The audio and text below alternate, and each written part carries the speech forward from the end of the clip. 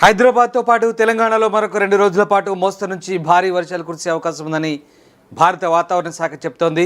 ఇక తెలంగాణలో 27 జిల్లాలకు ఎల్లో అలర్ట్ జారీ చేసింది భారత వాతావరణ శాఖ.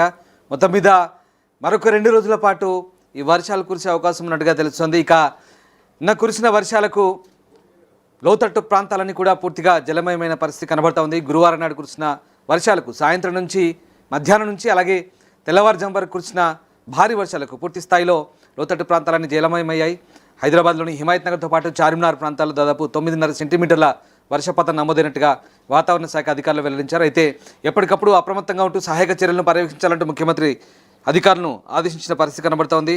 ఇక గంటకు 40 కిలోమీటర్ల వేగంతో ఎదురుగాలు వీస్తూ వర్షాలు కురిసే అవకాశం ఉన్నట్టుగా వాతావరణ శాఖ హెచ్చరికలు జారీ చేస్తుంది.